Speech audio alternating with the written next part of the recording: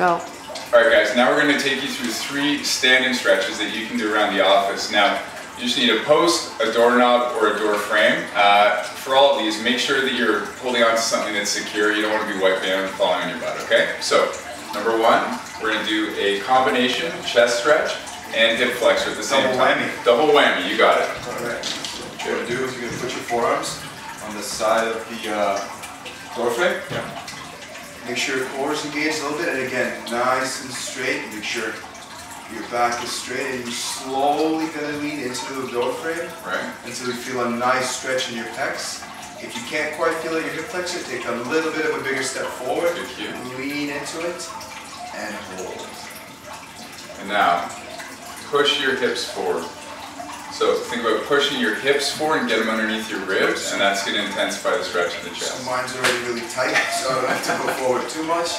That's why you can't really speak properly right now, but hold that big inhale. Now, breathing on this is important, okay? So breathe in through the rib cage, expand those lungs, and it's going to stretch the chest and everything even more. Hold that. Good. Now let's switch it up, other side. You can get 2 stretches, right? You have to stretch both hips, so you might as well get this chest stretch both.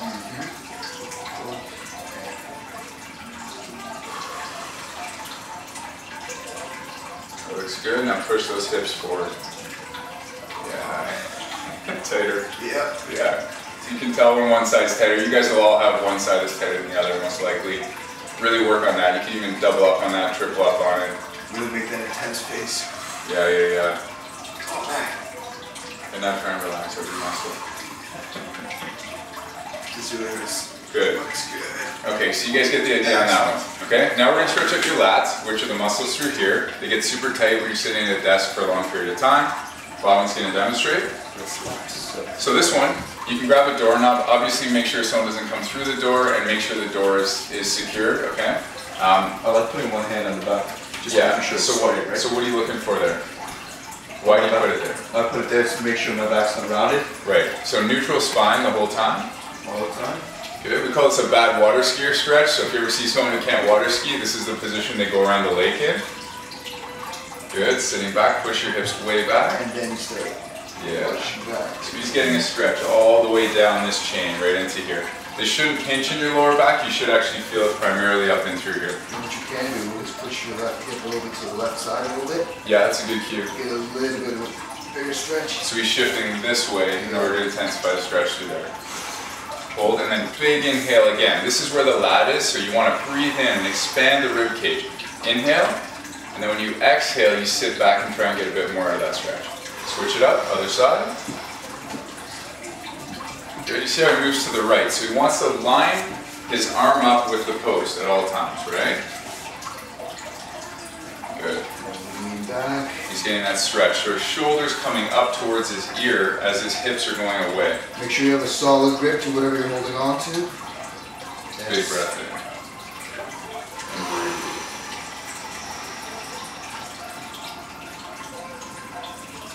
Now, if he locked out his knees in this one, he'd feel his hamstring stretching, but it would start pulling in his lower back.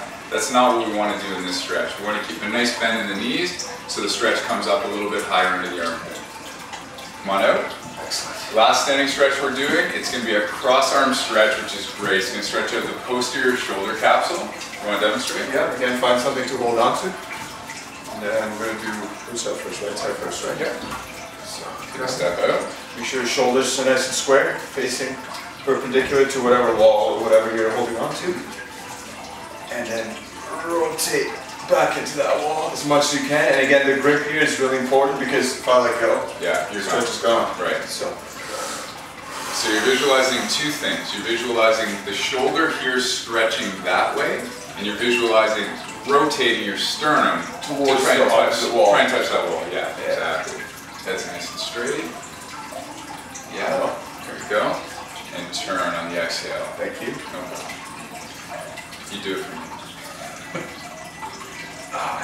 And breathe. This is a good one. You should feel this right through here. If it's pinching in here, you got a different problem, call us, we'll take care of it. Turn around, other side.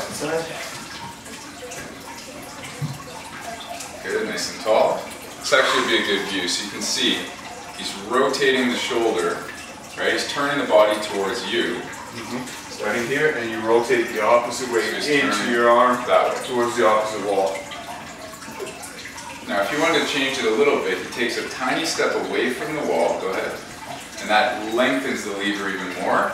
And then you can rotate. Yeah, tuck your hips under. People start arching to avoid the tightness.